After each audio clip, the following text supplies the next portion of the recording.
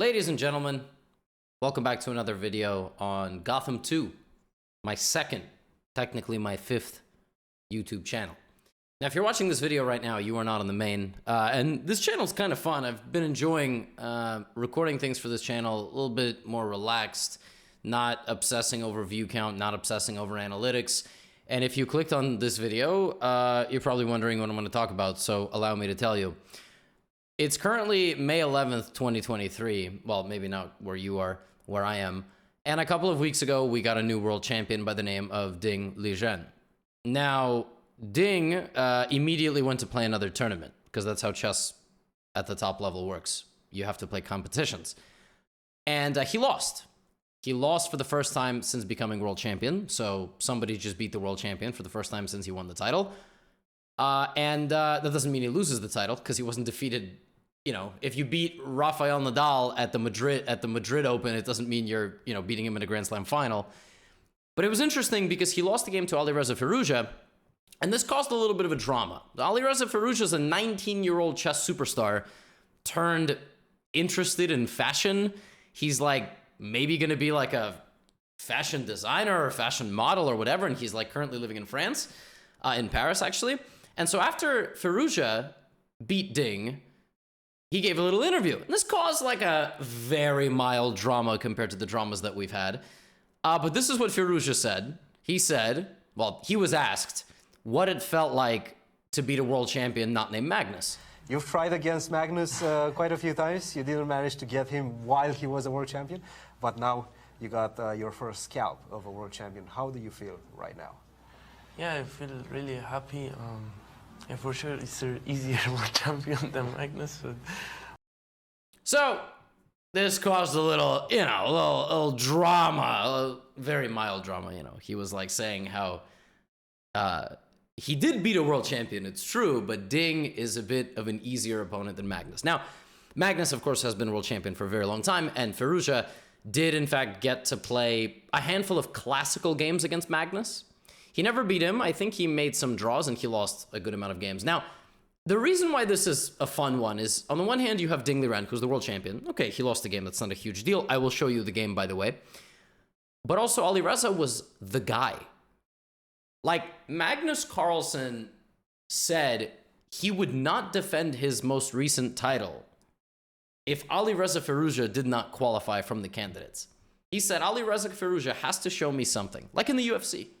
They say, a champ will say, they got to show me something to prove that they need to, they go up against me. And Firouzja had a rough time in the candidates. He did not do well. And maybe Firouzja himself is to blame for Ding Liren even being the world champion. Maybe that's the butterfly effect. Maybe if Firouzja wins the candidates, he's the world champ, or Magnus is the world champ, Magnus defends. Who knows? But I'm going to show you the game. Now, was Firouzja out of line? No. He actually went on immediately to say Ding is a very strong player, and he was not insulting Ding in any way. It was the answer just, he was being honest. Like, who's a harder opponent? I think most people in the world would probably say Magnus, because he's Magnus. It's not a knock on Ding in any way, shape, or form. It's simply saying that Magnus is a tough opponent. Now, the game itself was very interesting. So I'm going to share the game with you, because that's what we do on this channel. We show things that we're not going to show on the main channel, because I don't think they're super interesting. Firouzja plays a Spanish, and the incredible thing about Firouzja is I feel like he's been at the top level for 10 years, but he hasn't. He's only 19. He's not even 20 years old. I mean, the best players in the world were not the best players in the world until their mid-20s, except Magnus, who was like amazing since he was like a late teenager. Much like Firouzja. Now, Ding plays the Berlin. The Berlin defense, of course, looking for castles, knight d6, and the Berlin endgame, as well as a variety of different things. But Alireza plays d3. This is very trendy nowadays, and we actually saw this in the World Championship match. We saw Jan decline the invitation to the Berlin. Then we saw bishop c5, c3, and actually we saw d5.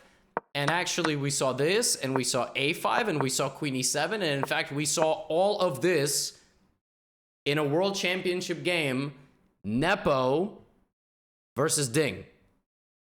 Already, this has been seen. Then Nepo played rook e1 and h3, whereas Firouzja played h3 and then brought this bishop back to e2. Okay, so he brought this bishop voluntarily out of his opponent's position back to e2. Now, as you can see from the time spent, you know, Ding spends a few minutes. That's because Jan played the move a4 in their game. He played a4 instead of queen c2. And so both players were kind of looking at the intricacies of the position. Firouzja spent time here because I think he didn't want to play exactly like Nepo. So he did it this way. He brought his bishop back. Ding played knight bd7 after some 7 minutes of thought. Knight could come out this way. Could also rotate this way if it wants. Could also rotate that way if it wants. Rook e1, just a nice improving move. Knight f8, opening up the bishop. As you see, a lot of time spent, right? I mean, the players are really calculating some stuff. I mean, trust me, Ding considered the move knight f8, and he considered a lot of other options. He thought for 17 minutes here, so did he think about committing his knight there? Did he think about h6? Did he think about b6? I mean, there's a lot of things that are considered at the highest level of the game. We are not going to, you know, sit here analyzing for 30 minutes, but rook e1, knight f8, knight b3, the bishop goes back, and now knight fd2. Now, knight fd2 is a very, very clear indication of what white wants. White wants to play knight c4, and white wants to take the bishop. Which is why Ding plays bishop e6, because he anticipates that the move knight c4 is coming, and then he just chops off the knight completely. Now, did he have to do that? Like, why? And also, why didn't Firouzja do this? He didn't do that because rook takes d2, which would remove the defender of the bishop. And if you play knight takes d2, this is a very unfortunate tactic, and white is lost. That's why knight c4 got played. Now, visually, I gotta tell you, this looks really nice. I gotta tell you, Alireza Firouzja, you can see in this game why he was kind of touted as the guy to contend for the throne. But Ding showed him absolutely no respect, in a good way. I'm not saying in a negative way. And he played knight e6, and in this position, this move really provoked Ding. The move g3 prevented anything from coming to f4 in the future. Yeah, Alireza could have played some moves, but g3 was very provocative because white has some soft spots here. For instance, if the queen could capture on g3, which it can't, but if it could, black would be winning because you are pinned. If one of these pawns could come knocking on the door, and then maybe the knight would come, you know, black would be doing very well, which is why Ding plays the move h5. Now, if Firouzja tries to stop the move h4 by playing h4 himself, every time you push a pawn in chess, you weaken something. You make something stronger, but you also weaken something, and this would be devastating. This would basically end the game. White could try to defend himself. Black would play queen f6. White could play bishop to e3. It's really not going to help. Queen f3. It's bad. Which is why Firouzja plays king g2. So the other idea of g3 was to go king g2 and to get out of this situation. And now Ding plays h4, right? So Ding is sacrificing the h-pawn.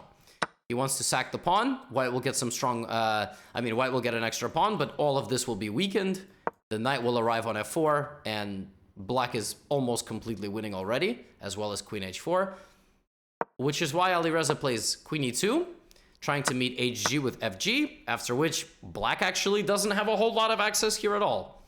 In fact, look what one pawn trade does to the advantage. The position is balanced after queen e2, right? It's equal. One pawn trade, and white nearly has a +1 advantage. Isn't that wild? One pawn trade. Like, just the pawn existing there, leaving these question marks in the position, is more serious than ever capturing there. So, queen e2 played. All right. Queen e2 played. Now we have g6. Now, Alireza said after the game that he thought g6 was a very bad move. He thought that Ding was trying to, like, you know, maybe g6 has the intention of playing king g7 and bringing a rook, maybe knight g7 and rotating or something, maybe just kind of like a waiting move. But he really thought it weakened a lot of dark squares in white's position, and he was considering rook d7 and so on. You'll have to excuse me scratching my nose. I have tremendously horrible seasonal allergies right now. This is the good content you get on this channel. And so here Firouzja played knight d2, and then he rotated his knight around. This was a nice little idea. Now the knight has joined the party over here. The bishop would like to go to g5. Taking on e4 is simply too dangerous in all likelihood, at least taking right away. The reason for that actually is that you have opened up white's position. You're unclogging the bathtub here. And after something like g4, g5, I think black is in some serious trouble. So for that reason, he takes first. And now the move g4, while still possible, has a little bit less sting, especially because knight d6 can come back. Black still can move the knight out there. So that's not possible. Knight g5, though, is the move that Firouzja chose. And Ding goes back to d6 and is doing quite well. It's a very, very sharp position. But after the bishop drops back to a2, Firouzja is just a pawn down. He's just a pawn down. The computer here really wants black to play this e-pawn forward. And white just cannot take it. White just can't take it. And if white plays bishop f4, black plays knight h5. And if white plays bishop takes d6, you don't take that. You take that. Bishop is hanging. This is under fire. Knight f4 is a possibility, and black is in great shape. So that doesn't happen.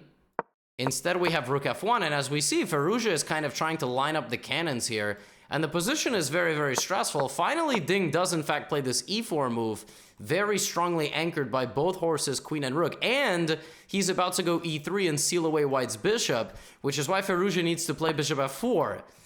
But still e3, and I mean, white is gasping for air with this pawn in its side, and this is really bad. This is like getting a nail stuck in your tire here. 6 minutes for white and 10 for black. Knight jumps into e4, though, by Ding is an inaccuracy. In this position, Ding actually had to move his other knight, which is kind of counterintuitive, because if you move your other knight, you lose control of f7. And... but you have to get your bishop out of the way of that knight. The difference in the game is that white is able to play bishop takes knight, and this way it's not possible. And for example, if bishop takes f7 is played, white has rook takes d1, something like rook takes d1, and you just disregard this and go here, and queen e4 check is coming. So you're just winning, because you will either take the bishop or play queen e4, and if a few moves back, white does not take with the bishop, but rather does this, which looks very difficult to calculate. You know, bishop h6 check and so on. Black is completely safe. Black is completely safe, and it looks good, but knight f2 is just killer. And actually, Ding had Firouzja on the ropes. I mean, if he had played knight de4, life would have been pretty good. But unfortunately, he goes here, and now Alireza is just fighting back and has bishop takes f7. After bishop takes d6, knight d6, yeah, this comes in, and it's a very unwelcome sight. And Ding actually has to take. For example, if Ding plays the move rook e8, knight e6 is devastating. And he's going to lose a lot of material. And by the way, it's not even that a rook is going to get captured. That's fine too. It's that you're getting mated, which is significantly worse than losing a rook. So, knight f7, rook f7, and when it's all said and done, this is the endgame. And normally, pawn, bishop, rook, well, the balance of material is rook and bishop for queen. Both sides have 5 pawns. But this pawn is a massive asset. I mean, you can hardly say that that pawn is a liability for black. That pawn's a square away from winning the game. Like, white has to go here. Just so you understand, if white goes here, you ain't stopping that. And it's even worse, like, if white gets this position, white is still lost, because you can now never move your queen. So white has to go here. So Firouzja has absolutely no business winning this position. The only way he can win this is by somehow getting the bishop away and then using his pawn majority and somehow coordinating his remaining pieces so that this pawn never makes it through. Now, probably this is a draw, but Ding immediately goes wrong. Ding has to not go king g7. You see, if Ding had gone here and white played king f1 as he did in the game, and then king e1, black would always have a fortress. He would just have a fortress. This is a defensive fortress, and there's absolutely no business here. But Ding goes here. And the problem with that move is after king f1 and rook f2, white goes queen g4, and suddenly the king is a target. You see, under normal circumstances, black would play something like e2, but that doesn't work. Why does that not work? because there is always going to be a way to trade the queen for these two pieces. For instance, you can even play queen takes b6, because you are going to get this and this. And if queen takes b6, rook f1, you take, and you're still going to get that. So by putting his king too boldly somewhere he shouldn't have put it, Ding goes from winning to losing. And Alireza is able to get to the black king with his pawns and with his queen. And somehow, by some way, he's now up 2 pawns. And this is winning, because there is no way to check the white king, while black will just march up the board. Well, white will just march up the board. There's no way to check the white king, and the G and H pawns walk up the board. And it was a very tense affair. And Firouzja's king is booted, and the pawn can get close, but the pawn's not scaring anybody. Pawn's not scaring anybody. Only white's pawns are scaring anybody. Which is why in this position, Ding resigned and actually lost his first game as the world champion of chess. And he lost it to Alireza Firouzja, who many touted as the next challenger to Magnus. Fun game. Fun game. And Ding was in great shape. And you know what we're going to be seeing from Ding and from Nepo as 2023 goes on is the remaining preparation that they had from the World Championship. You know, Ding just played all of these moves in a World Championship match, and he's obviously got prep to show. And listen, he had a great position. He didn't get blown off the board. He really took the fight to Firouzja, and he had Firouzja on the ropes. I mean, this pawn was doing some really nice things for him. He just moved the wrong knight to the center. He in a counterintuitive way, he tried to defend himself, but he should have just not defended himself. And after something like bishop f7, he should have taken, and then he should have hammered away on g5, and there was way too much tension, and Ding unable to see through everything the perfect way, and unfortunately loses to Firouzja. And, you know, Firouzja didn't say anything bad, and he said, I lost to the, he said the Ding is a bit of an easier opponent than Magnus. Was that an insult? I don't think so. I think he was just speaking one language, and that language is, I suppose, facts. I mean, I think Magnus is probably the best chess player in the world. But you know what's crazy is that Alireza is the #2 ranked player in the world right now. It's Magnus, and with this win, Firouzja is now higher rated than Ding, and he's higher rated than Nepo. He's #2. That's nuts. Firouzja's back at #2. Crazy. All while, like, studying to be a fashion designer. This dude is a part-time professional chess player, and he's 2,800 and he's 19 years old. The chess world is so wild nowadays. Anyway, thanks for watching. If you made it this far in the video, feels kind of interesting to have a smaller channel to record stuff on. Anyway, that's all I have for you. Get out of here.